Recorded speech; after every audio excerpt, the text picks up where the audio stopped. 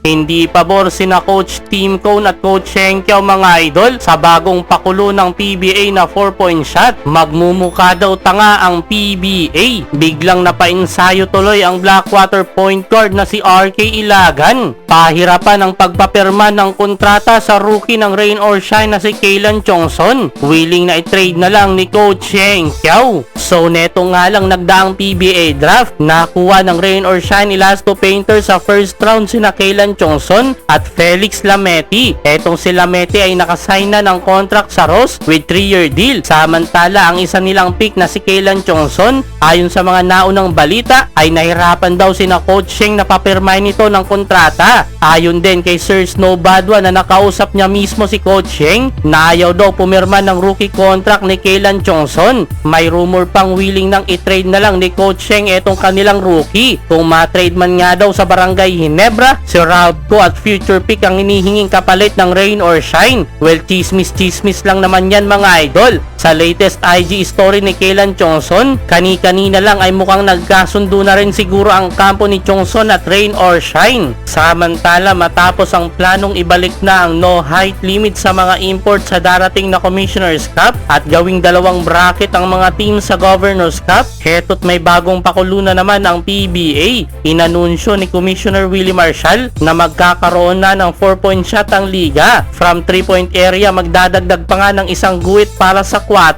na may layong 27 feet from the basket. Ginagawa nga yan mga idol tuwing All-Star Game at ngayon nga magkakaroon na sa actual na laro ng PBA. Ayon kay Vice Chairman ng PBA Board na si Al Francis Chua, bibilis daw ang laro at mahihirapan maglaro ng zone kasi if they can shoot that far, you have to extend the zone. So basically magmaman to man lahat na hindi naman sinang ayunan ang karamihan sa mga fans. Imbis nga daw na magdagdag ng teams at ayusin ang mga lopsided trade ay inuuna pa daw trabahuin ang hindi naman problema. Sa survey sa mga fans, halos 80% ang hindi natuwa. Sa mga hindi nakakaalam, kung tuluyan na nga itong ipatupad ng PBA, tayo ang magiging pinakaunang pro league sa buong mundo na magkakaroon ng 4-point shot. Pagdating naman sa mga coaches, iba-iba ang opinion mga idol. Para kina Terraferma Coach Jonadel Cardel, Meralco Coach Luigi Trillo, NLEX Coach Jong Oy Chico at Phoenix Coach Jamaic Jarin, para sa kanila magiging maganda daw ito para sa liga at interesting daw sa mga manonood. Sinabi naman ni Coach Chot Reyes, I don't know if it will work but at least the league is now trying new things. Kung sa kanila aprobado, si Coach Tim Cone mga idol hindi pabor. Nga niya not a fan. I think it's great for All-Star Game kung katuwaan lang, pero sa actual na laro hindi daw ito magiging maganda. Si Coach Sheng Kiao naman mukhang napipilitan lang mga idol. Gusto mag-take risk ni Coach Sheng sa 4-point play at enjoy na lang daw ang season, pero baka magmukha daw tanga ang PBA pag hindi gumanda ang liga. Sa NBA nga daw ay hindi natuloy ang plano noon dahil sa pagtutol ng ilang mga coaches. Ngayon mukhang PBA na ata ang magtutuloy mga